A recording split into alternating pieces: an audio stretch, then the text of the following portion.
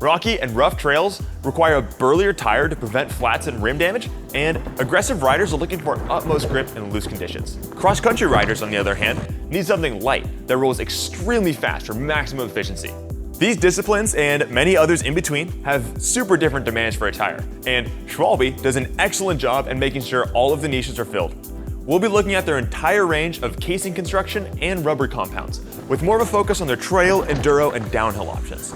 We'll also be sitting down with our mechanic guru Russ to talk about tread patterns and how to pair them together nicely for the conditions and types of trails that you are riding on.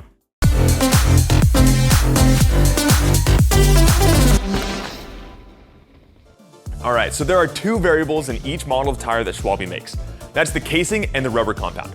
The same model of tire can come in a wide variety of combinations of the two, and each of them feels super different out on the trail. The casing of a tire wraps around the whole structure of the tire and plays a huge part in cornering support, puncture resistance, and rolling resistance, and it even acts as a part of your suspension. The rubber compound, on the other hand, is the rubber that makes up all those little knobs. This determines your grip as well as your rolling resistance. With 5 different casings and 4 different rubber compounds, how do you decide which is the best for you? Unfortunately, there's no one tire to rule them all, and that's exactly why they come in so many options. It depends entirely on what you are looking for in a tire to tackle the terrain that you like to ride. So, let's look at what you can expect from each of your options. First, we're going to check out the casings. Ranging from cross-country to downhill, the casings are Super Race, Super Ground, Super Trail, Super Gravity, and Super Downhill. Holy crap, that's a lot of supers. These casings basically refer to how thick and burly a casing is and change the weight and overall riding characteristics of a tire.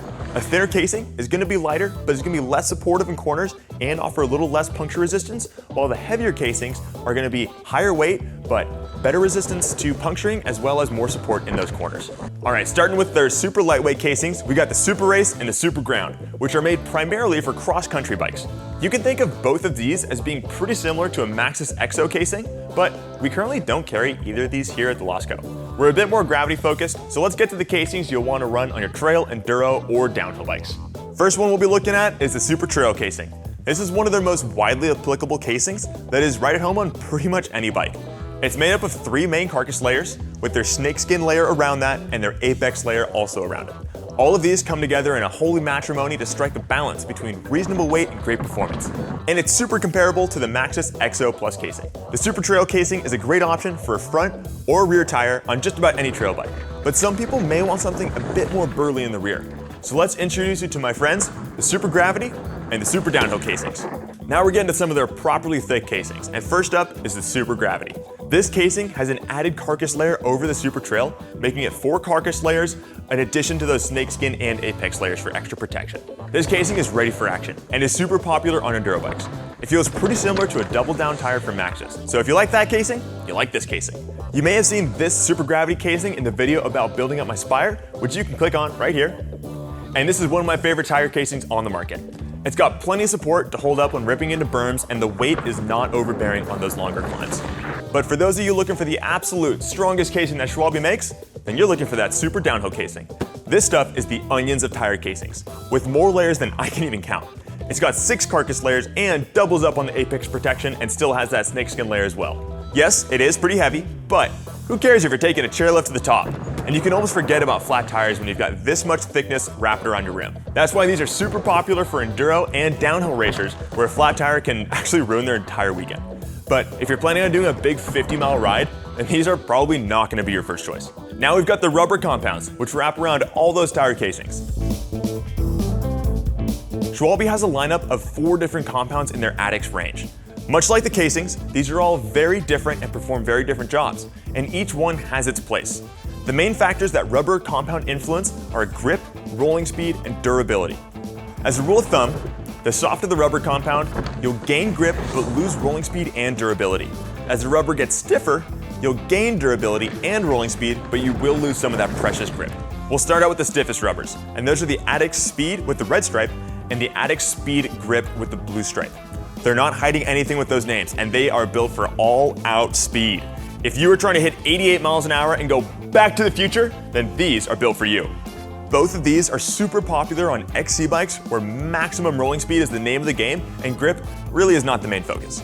None of the tire models we carry here come in either of these compounds because they're not really ideal for aggressive trail riding where gravity is supplying your speed and you're looking for maximum contact with the earth. So let's check out some stickier compounds. We're gonna start with the ADDIX Soft. They're pretty straight shooters with their naming conventions, and this is some seriously soft rubber. This is what I've been running and racing on my bike, and I gotta say, big fan of it. It's plenty sticky enough to keep you attached to the trail, but it also lasts long enough that your tires are fresh for plenty of rides. You can tell if a tire is the ADDIX Soft compound because it's got the orange stripe along the tread. If the ADDIX Soft just isn't soft enough for you, then the Charmin Ultra Soft the ADDIX Ultra Soft is exactly what you were looking for. This is Schwalbe's softest rubber compound, and it really is crazy sticky. This will basically let you ride upside down, but will wear out the fastest of any of their tire compounds. It also has the most rolling resistance of all of the options, so this will be best suited for the steepest trails you can find where gravity does all the work pulling you down the hill. Most of the downhill races on Schwalbe tires will run this compound, as they're more concerned about hooking up in blown out corners than they are conserving all the energy they can. And now, for the final piece of the puzzle, we've got the actual tread patterns that we're rolling on. Let's go find Russ and talk some treads. All right, we're here with our mechanic Russ, and today we're gonna talk about 4 of our favorite Schwalbe tires that they make: the Magic Mary, the Big Betty, the Nobby Nic, and the not pictured Dirty Dan, and that's a lot of alliteration. They're really sticking with that theme. So first, let's just talk about one of our favorite tires for all-around aggressive riding, Magic Mary. What do you think about this tire, Russ? I personally love the Mary. It's a great front tire. Also makes a great rear, probably more in the wintertime. The tread is kind of spread out a little bit more than the other two, and so it digs into loose soil really well and sheds mud and debris quite well. So you think this tire's a little happier in the wet conditions than the dry, or do you think it's an all-rounder, excels everywhere? It's actually pretty decent all around. It does lean, personally, I think it leans a little bit more towards the wet side of the spectrum compared to some of the other stuff. But for a tire that does excel well in the wet, it spans a pretty impressive range. Great. That's why it's one of our favorite aggressive tires. And so next up, we got the Big Betty. The Big Betty is Schwalbe's favorite rear tire. It's got really wide knobs that act like anchors when you're hitting those rear brakes and keep you from skidding. So Russ, do you have any experience with the Big Betty or any take on that? I would say in the summertime, in this combination of tires and in the Schwalbe line, it's probably my favorite rear tire in the summertime. Wintertime, you know, I could probably go to a Mary in the rear also, just to have a little bit more spike feel to it. Yeah, I love it in the dry conditions for a rear personally. And you've ran it front and rear. Right. How did it do for you? Yes, I was, if you see that video where I was building up my Spire, I did put Big Betty front and rear on my bike. It's a little unconventional. It's definitely more of a rear tire. And while it did perform great in the front, it didn't quite have the full coverage of knobs on a front tire that I would like. It felt a little drifty when I was leaning it over from center knobs to side knobs, and didn't feel like it was really hooking all the way through. It almost like drift a little bit before catching the side knobs, which I didn't really like. But as a rear tire, that's where it's really gonna shine and give you all that braking performance you're gonna look for in a rear tire. Yeah, I think possibly the way the knobs go straight across the center of it leans really well towards braking traction, but maybe that's where that drifty kind of feel you mentioned comes from. Yeah, absolutely, yeah. So the Nobby Nic is gonna be the third tire we look at, and it's definitely a less aggressive tire than these two, but also another great all-arounder. And it's also at home on pretty much every bike, even from an aggressive cross-country bike up to an all-mountain bike. Where's this tire most happy? I think you can put it on a wide variety of skill levels and bikes. It rolls faster than the other two. It may not have that kind of bite due to the knob size that the other ones have, but it rolls quick, like I said, and it's pretty easy riding just kind of all around. Yeah, it's going to be at home in pretty much all dry conditions. In the wet, it might not be your best friend. It's not got the tallest knobs, so maybe look for something like a Magic Mary if you're gonna be riding in more wet conditions. They're actually fairly similar tread layouts, the Nobby Nic and the Magic Mary, but the Magic Mary just has bigger and more aggressive knobs for more aggressive riding in wet conditions and really all conditions. Yeah, and I think possibly for some people too, you could go with a Mary in the front and a Nobby Nic in the rear, just to have a faster rolling, I would say semi-slick-ish kind of tire, but that intermediate kind of tire goes in that direction. Make a decent combo for the right person. Totally, yeah. And the fourth tire, the Schwalbe lineup that we're going to talk about today, we actually don't have at the moment, but that is the Dirty Dan, and that is the mud spike of Schwalbe's lineup. And that is, if your trails look like a pig pen, then that is definitely the tire that you want to go for when it gets really wet and sloppy, and that's the only tire that's really going to dig in the way you want it to. Yeah, it's super tall knobs, very wide spacing, sheds mud really well. I haven't gotten a lot of time on it yet, and I'm waiting for wintertime to roll around, or if the rain ever does fall again, then we'll be on that one here soon enough, hopefully. Yep.